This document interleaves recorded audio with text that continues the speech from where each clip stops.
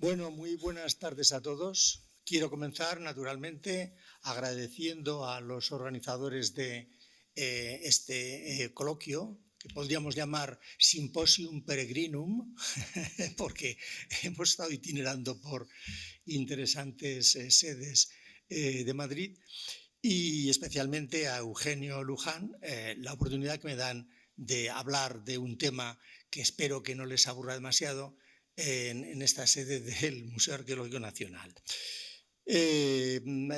Siguiendo una de las dos etimologías del concepto latino de religio, yo voy a volver sobre algo que ya hice en tiempos, voy a reflexionar sobre un artículo que publiqué en, no recuerdo qué año ya, en el homenaje a Jürgen Untermann.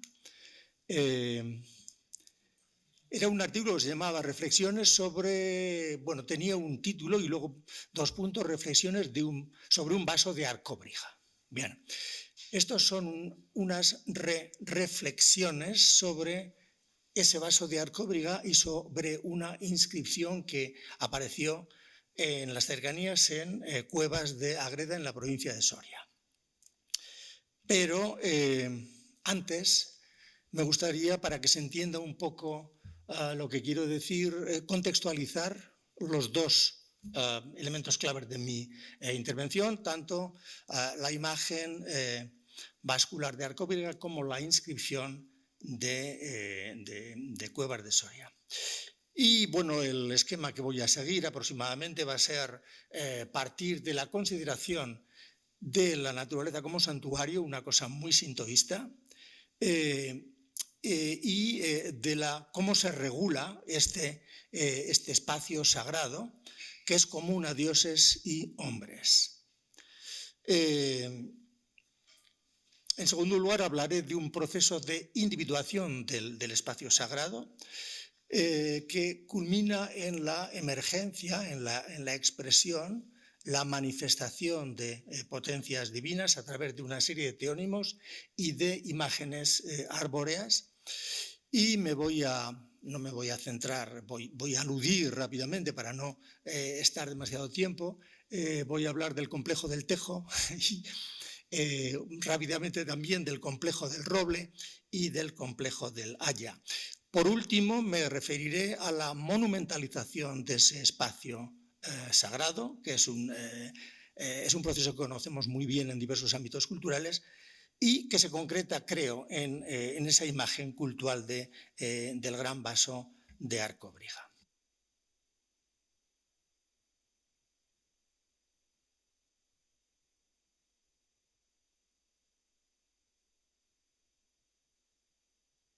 Sí, ahora.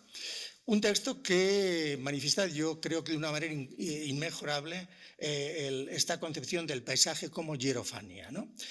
Si se te ofrece a la vista una floresta abundante en árboles vetustos de altura excepcional y que dificulta la contemplación del cielo por la espesura de las ramas que se cubren unas a otras, la magnitud de aquella selva, la soledad del paraje y la maravillosa impresión de la sombra tan densa y continua en pleno campo despertarán en ti la creencia en una divinidad. Yo creo que está muy claro ese concepto del paisaje como expresión de las potencias divinas, ¿no? Y ese paisaje como hierofanía viene expresado a través de una serie de vocablos perfectamente conocidos, alsos en griego, lucus, nemus en latín, no voy a hablar de la diferencia entre lucus y nemus, nemeton en céltico, pero lo que sí me gustaría decir es que tanto lucus como nemeton tienen un contenido, el radical tiene un contenido semántico similar, es la luz, es el claro, la claridad en el centro del bosque, que es donde se produce la comunicación vertical con la divinidad. Estas concepciones dan lugar a topónimos tan conocidos como Lucus Augusti o Nemetóbriga, por ejemplo. Un texto similar al anterior es el de Plinio, Antaño los árboles eran los templos de las divinidades, etcétera, etcétera. Bien.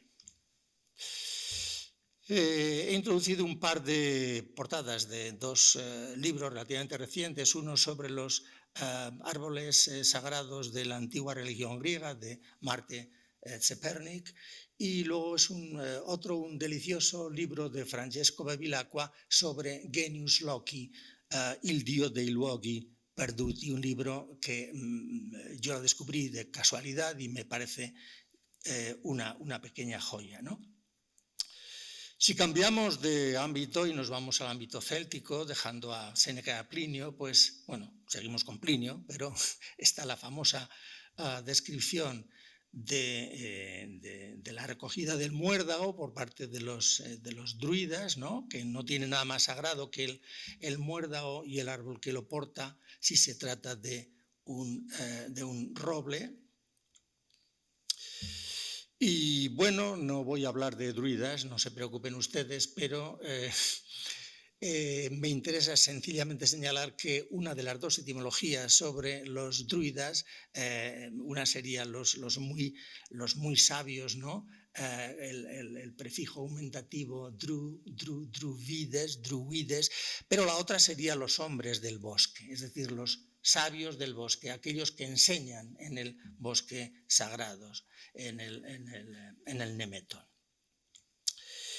Y bueno, hay concepciones muy interesantes en las que tampoco voy a entrar, por ejemplo, los tres niveles del árbol cósmico entre los galos, según autores como Xavier de la Mar, ¿no? Albio, Vitu, Dubno, o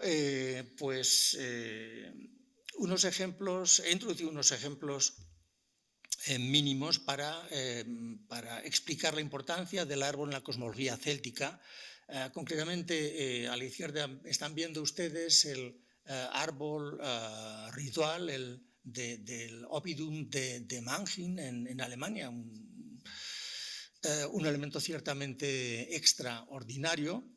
Y luego está la placa, una de las placas del gran caldero de Gundestrup, hallado en Dinamarca, pero llevado allí probablemente como botín de guerra. Tiene una factura céltica, probablemente en el norte, bueno, esto no es seguro, en el norte de la Galia hacia el 80 a.C. Lo que me interesa es ver esa representación arbórea que está separando los dos frisos, los dos planos de la inscripción, con una serie de guerreros que están siendo sumergidos por una divinidad, quizás Teutates, por otros textos, y cómo reviven, ¿no? Salen de ese caldero de resurrección como jinetes en la parte superior. Estas concepciones son, por otro lado, pues, características de otros pueblos como los germanos. Tenemos ese texto tan elocuente de Tácito. Por otra parte, no consideran digno de grandeza de los dioses encerrarlos entre paredes ni presentarlos bajo forma humana. Les consagran bosques y arboledas y dan nombres de dioses a ese algo misterioso al que solo ven con los ojos de su veneración. Bien, entendido el santuario entonces como un lugar de comunicación entre dioses y hombres, este es un concepto que yo no he encontrado mejor expresado que en la inscripción de Vercelli, de Berkelae, ¿no? Argantonios finis campo quem dedit aquisios arcantomaterecos comunem deis et hominibus. Es sencillamente perfecto, ¿no? Es una inscripción bilingüe galo-latina datable a fines del siglo II o comienzos del siglo I, una época muy interesante porque voy a hablar voy a aludir a materiales que tienen esta cronología, ¿no? Entonces, este espacio común de dioses y hombres se tiene que proteger. Obviamente, podríamos decir que hay unos propietarios que son los dioses, pero hay unos usufructuarios que es la comunidad. Y hay que proteger esos bosques de cualquier elemento que pueda ser dañino al santuario, bestias, vehículos, pastos animales, acampadas, actividades agrícolas. Y yo creo que estos intentos de protección dan lugar a una serie de textos verdaderamente extraordinarios. Por ejemplo, el gran bronce celtibérico de Botorrita, el bronce I, ¿no?, que sería, según mi opinión, que desde luego comparto con otros muchos autores, sería la regulación cívica de la explotación de un bosque sagrado.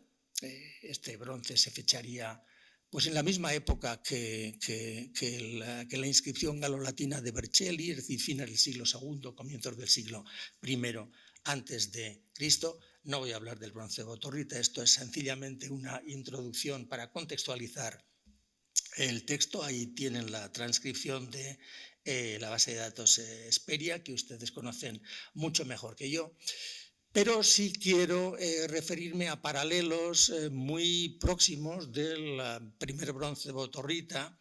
Concretamente, bueno, hay muchos paralelos en el mundo griego, pero me interesa más centrarme concretamente en este texto que tienen ustedes aquí, que es la Lex Spoletina, que aparece en dos inscripciones distintas, una hallada cerca de Spoletum, que es la que he reproducido aquí, y la otra en las cercanías de Trevi. Y bueno, la traducción sería: nadie profanará este bosque sagrado, ni se llevará en carro o en brazos lo que pertenezca al bosque sagrado, ni lo cortará, salvo el día en que deba hacerse el sacrificio anual. Ese día será lícito cortarlo sin cometer un acto ilícito en la medida en que se haga para el sacrificio. Si alguien, en contra de estas disposiciones, lo profana, que lo expíe ofreciendo un buey a Júpiter.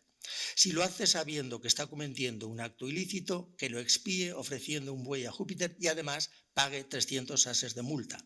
La tarea de hacer cumplir la obligación, tanto de la expiación como de la multa, correrá a cargo del dictador.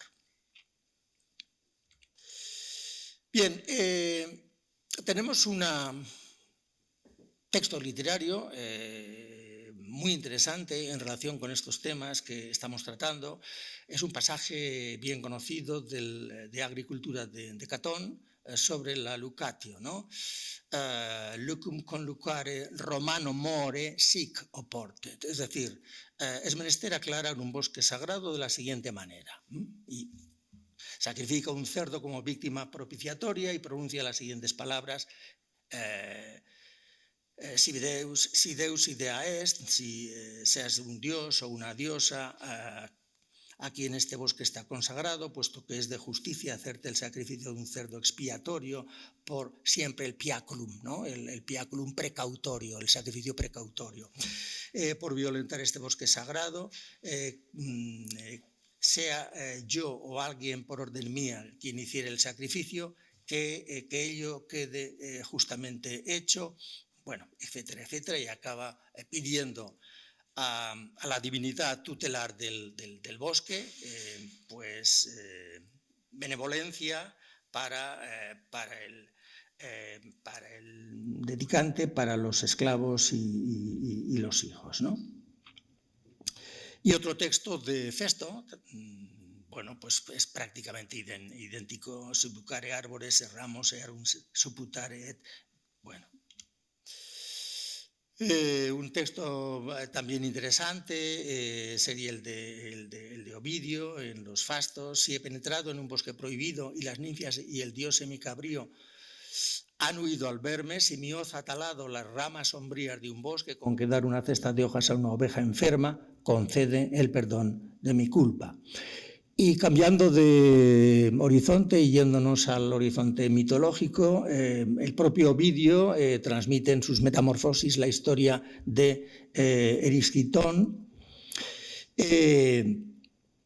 como ejemplo mítico del castigo profetizado por una ninfa, claro. Las ninfas viven en los bosques, por la violación de un bosque sagrado. El castigo consiste en que se le provoca al pobre Erisquitón un hambre rabiosa incontenible, que no puede saciarse nunca, ¿no? Bien, ese espacio sagrado trata de ser protegido con una serie de reglamentos. Es objeto,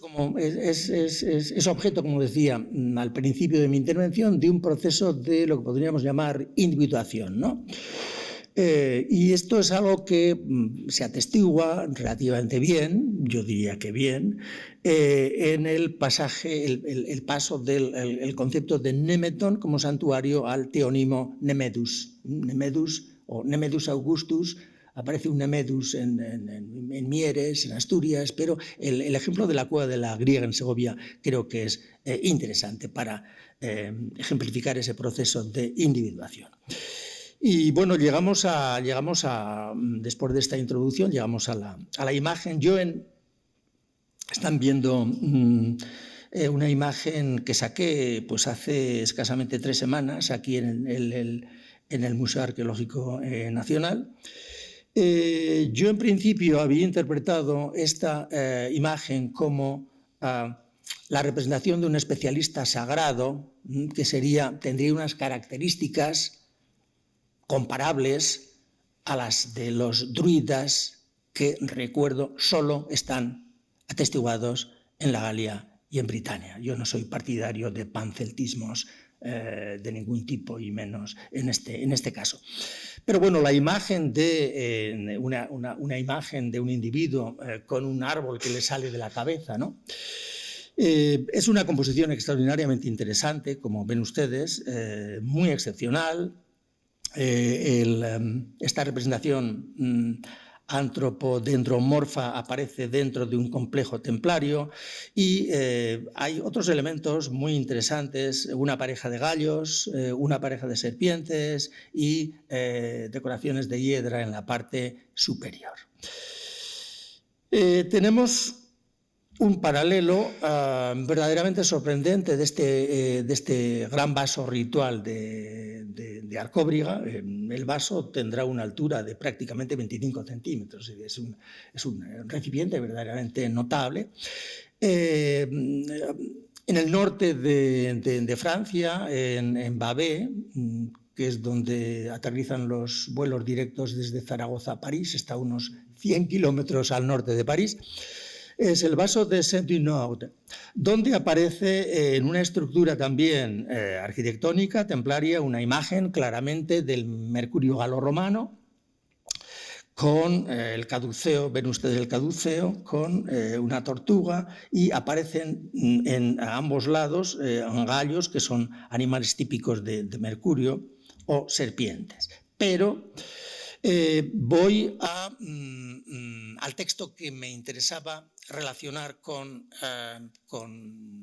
el vaso de Arcóbriga. Es una inscripción de las Cuevas de Soria dedicada al dios Eburo por parte de un Titus de los Írricos, hijo de Rufo, ¿no? Bueno, Eburo sería una divinidad que se manifestaría a través del tejo. El tejo es un árbol omnipresente en muchos ámbitos célticos, tanto en etnónimos como en topónimos, sobre todo en la Lusitania. Es muy curioso, hay muchos topónimos sobre Eburo en la Lusitania, antropónimos, pues incluso el Epursunos de Botorrita III es interpretado por Patricia de Bernardo como hijo del dios Epuros. Grupos familiares. Isidoro decía en Etimologías que era especialmente venerado por los cántabros y representado como tal, añado yo, en las estelas badinienses. Y bueno, hay inscripciones también muy interesantes en Germania Superior. Esto es una cosa mucho más tardía, pero me ha parecido también interesante. Yo leí en una revista que se llama Asturias, que ya no se publica, me parece, un artículo muy interesante de Ignacio Abella, que subrayaba cómo en no menos de 300 casos se asociaban grandes tejos a ermitas en en Asturias. Estoy incluyendo un par de ejemplos. Esa importancia de los árboles en el ámbito celtibérico aparece también en otros monumentos. Por ejemplo, en la placa articulada de Arcóbriga, que ven ustedes a la derecha, donde aparece una serie de representaciones arbóreas asociadas a caballos y a elementos astrales. Y sucede lo mismo en el Ara de Roda de Eresma, en la provincia de Segovia, donde nos encontramos con esas representaciones arbóreas asociadas a signos astrales, una svástica de radios rectos. Otros ejemplos de divinidades similares al Eburus de Soria serían estas aras de San Esteban de Gormaz, dedicadas a Drusuna, ¿no? Que parece tener relación el teónimo con Deru, Dru, roble en céltico, o el conocido texto de Marcial sobre el Sacrum Buradonis Silicetum al que se refería ayer el profesor Fernández Nieto. Aquí mismo, antes en esa rapidísima visita, hemos pasado por una ara de granito dedicada a Mars Magnus, procedente del Collado Villalba, en el norte de la provincia de Madrid, y ven ustedes cómo a los lados hay un creciente lunar y a los lados con dos emblemas angulosos, los llamaba Leited Vasconcelos. Yo creo que son representaciones de cerraduras de puertas, porque están en Asia Menor. Pero lo que me interesa es ver esos dos árboles que hay en los flancos del monumento. Que sea dedicado a Martín Magno, bueno, puede tener una explicación a través del ritual los Suovetaurilia descrito por Catón para purificar los campos de agricultura 140. Incluso en la Terra Sigillata del taller de Tricio aparecen representaciones arbóreas. Y bueno, hay una serie en la vertiente aquitana de los Pirineos, hay una serie de altares votivos muy interesantes dedicados Faodeo, es decir, al dios Aya en Lugnunum Convenarum. Hay una divinidad Vaginus, hay unas matres Vaginatae, hay un Júpiter Vaginas venerado dentro de la ciudad de Viena, que se relaciona con el dios, en este caso celta y no latino. Fagus sería latino, pero Vago sería el galo para Aya. Deo Robori et Genioloci, Deo Arixon, que según Joaquín Gorrochategui, que me corregirá o se corregirá a sí mismo, Aritz significaría roble en aquitano, o dedicatorias a Sex Arboribus. Podríamos seguir aras pirenaicas con representaciones arbóreas, o en otros ámbitos célticos las matres o las fatae derbonis, es decir, las matres o las hadas relacionadas con el roble. Y mi último punto, y con esto quiero acabar. Hay un proceso de monumentalización de ese espacio sagrado que inicialmente es un bosque y más concretamente un claro en el bosque. Y voy a poner dos ejemplos, uno epigráfico y otro arqueológico. El epigráfico es una inscripción enormemente interesante procedente de Xanten, de la colonia Ulpia Traiana, que dice, es una dedicatoria a las cuadrivias, es decir, a las diosas célticas, una variante de las diosas matres que protegen a los viajeros, sobre todo de los peligros en las encrucijadas, ¿no? Et genio loci, y al genio del lugar, Flavius Severus, veteranus legionis triginta eulpia e vitricis, templum cum arboribus constituit potum solvit livens meritum. Es decir, dedica un templo con sus árboles. Esto que parece una cosa extraña, no lo es tanto. Tenemos complejos que demuestran la monumentalización arquitectónica de antiguos luki, santuarios arbóreos. Por ejemplo, en Munigua, este es un ejemplo que conocerá bien Thomas Shatner, ¿no? Lo que están viendo ustedes es el templo de Gabi excavado por Martín Almagro Orbea en Nelacio. Ven ustedes que está la quela, ¿no? Pero en torno a la quela, en la excavación aparecieron una serie de oquedades, ¿no? Para plantar árboles, para recordar el carácter nemoroso, originario del santuario. Otro ejemplo muy interesante, aparte del de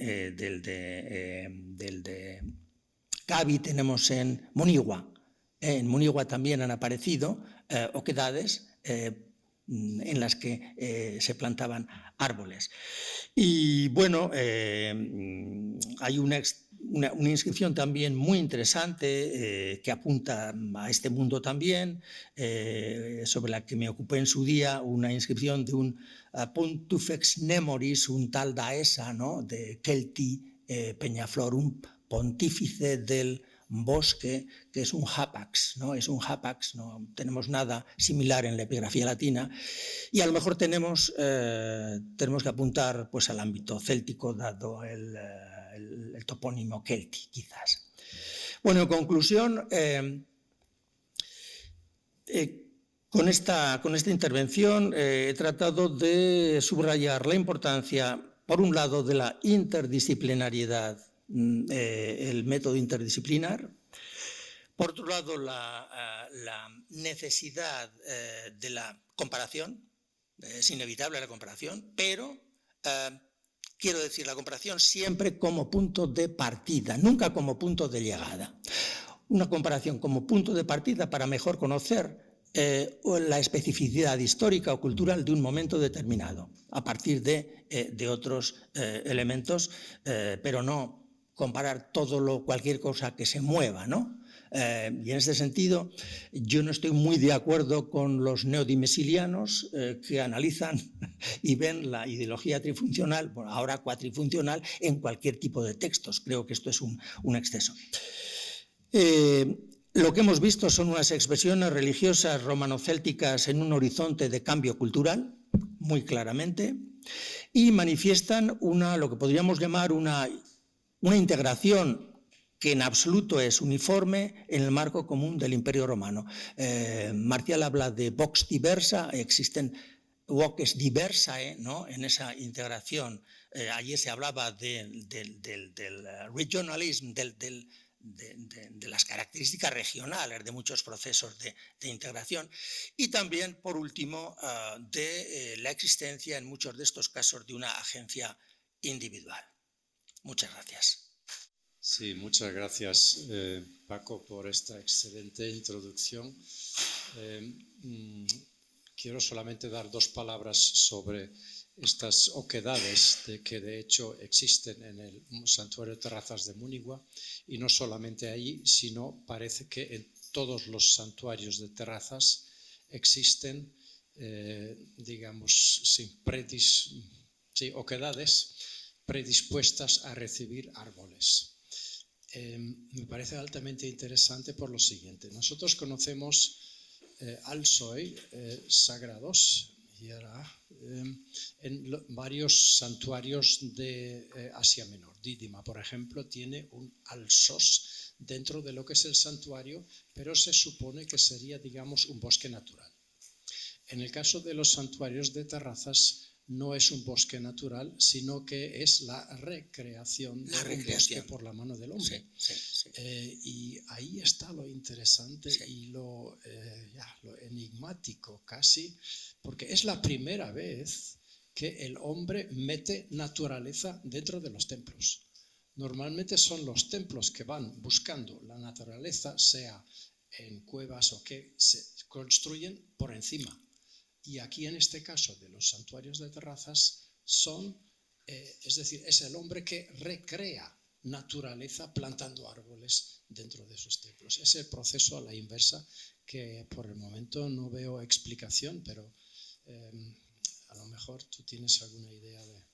Es decir, la recreación de la naturaleza tal como la vemos en las pinturas de Pompeya, por ejemplo, esos paisajes ideales. Paisajes sacroidílicos. Idílicos. ¿No? Sacroidílicos. Eso es. Sí, bueno, sí, ese es un mundo muy interesante, pero yo creo que es, sí, es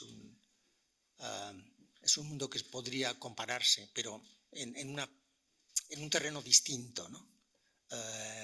Pero sí, es unos paisajes que tratan de sublimar, ¿no? Ese concepto de sagrado de la naturaleza, quizás como conciencia ecológica, no creo que tuvieran mucha conciencia ecológica los antiguos, pero bueno, los antiguos son conscientes de la destrucción del paisaje y esas normas legales que hemos visto lo conservan. Hay muchos ejemplos en el mundo, hay más ejemplos también en el mundo griego, por ejemplo, en Curion, en Chipre, el santuario de Apolo y Lates, ¿no? el Apolo de los olivos, también con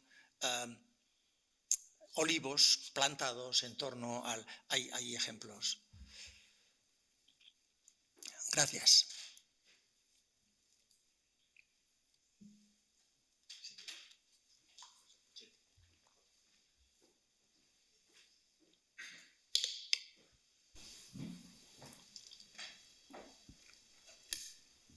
Complimenti per questo panorama così ampio e stimolante che ci hai dato.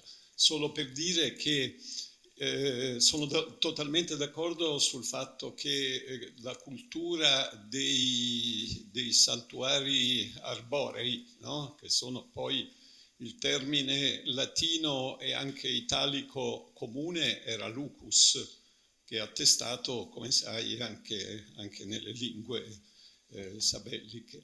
E la cosa interessante è che oltre al tipo di culto costituiscono anche un punto di convergenza, diciamo, di cultura epigrafica, perché le prime manifestazioni appunto della cultura epigrafica sono prevalentemente quelle religiose a partire dal III secolo a.C., almeno in Italia. E poi convergono anche sul fatto che c'è la regolamentazione di questi luoghi di culto, di cui appunto la Lex Spoletina, il Cippo di Trevi, ce n'è un'altra che è la Lex da Lucera, in cui c'è una lingua mista tra osco e latino. E poi si arriva anche al fenomeno della monumentalizzazione che hai citato tu, e direi l'esempio più vicino a Roma è quello del Lucus Diane, che poi diventa il Nemus Diane. E anche questo cambio che attualmente il sito è Nemi, il nome Nemi, del luogo è Nemi, no? Che è a pochi chilometri, il lago. Castengaldo. E anche il lago di Nemi è ben noto, e quello che mi ha colpito è questo passaggio onomastico, perché c'è un'iscrizione latina arcaica dove si parla di Lucus Diane, poi ad un certo punto già Cicerone usa questo termine che fa parte del latino, che è Nemus. E poi è il termine che converge con il celtico, Nemeton.